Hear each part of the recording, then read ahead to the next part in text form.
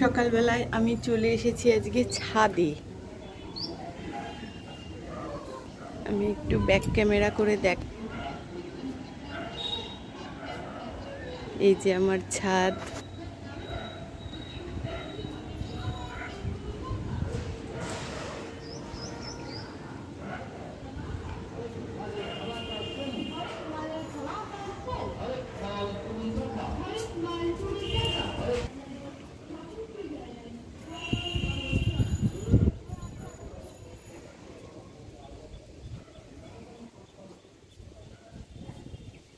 এটা হচ্ছে আমার ছাদ।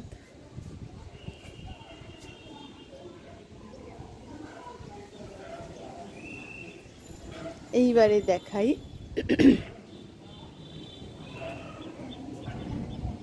আমি এখানে একটা পাত্রে একটু গরম জল নিয়ে এসেছি, আর এটা হচ্ছে একদম নর্মাল জল, খাওয়ার জল।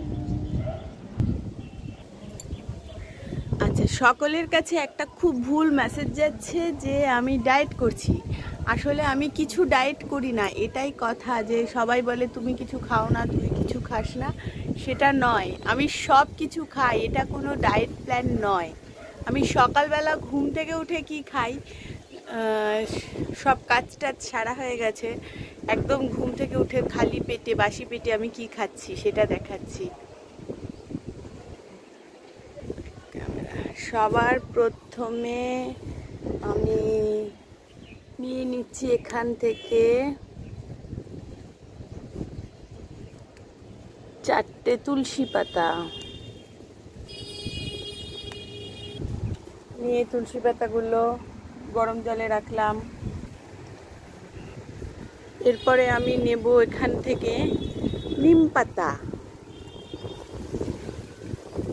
না, এই গাছের নিম পাতাগুলো অনেক হয়ে রয়েছে, আমি নিম পাতা নেব এখান থেকে।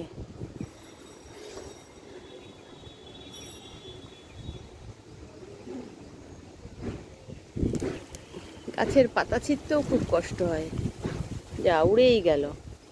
যাই হোক, নিলাম কটা নিম পাতাগুলো গরম জলে রাখলাম। এরপরে এখান থেকে নেব একটা জোয়ান পাতা, বেশ বড় সাইজের একটা জোয়ান পাতা নিয়ে নিলাম। জোয়ান পাতাও রাখলাম গরম জলের মধ্যে। এরপরে নেব কিছুটা পুদিনা পাতা।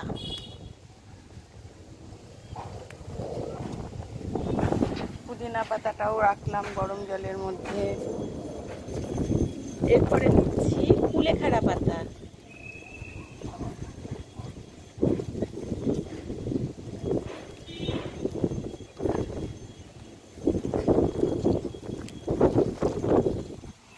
কুলেখাড়া পাতাগুলোও রাখলাম গরম জলের মধ্যে।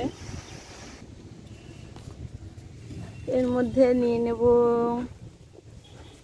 বেশ কিছুটা কারি পাতা।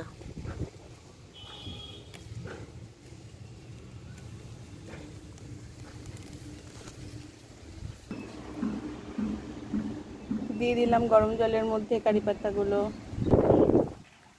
এর মধ্যে দেব 2টো থানকুনি পাতা।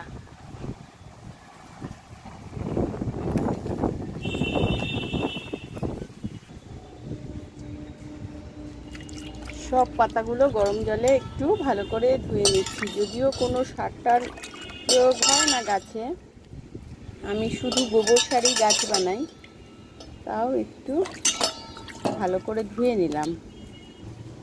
ধুয়ে নিয়ে এইগুলোকে আমি এরকম হাতে করে নিয়ে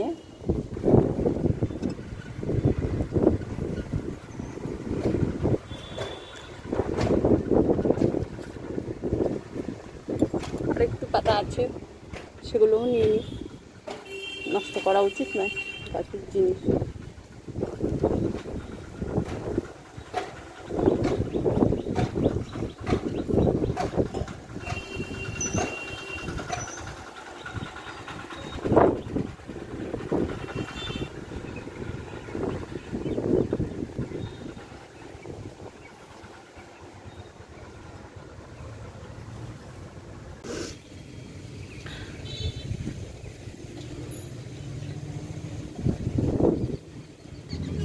সকালবেলা উঠে আমি ঠিক এইগুলো খাই, ঠিক আছে। আর বারবার বলে দিচ্ছি, আবারও বলছি, আমি সব কিছু খাই, আমি কোনো রকম ডায়েট করি না, সেটাই আমার জানানো। আমি সবাই বলে কি কিছু খাও না, কিছু খাও না, আমি সব কিছু খাই।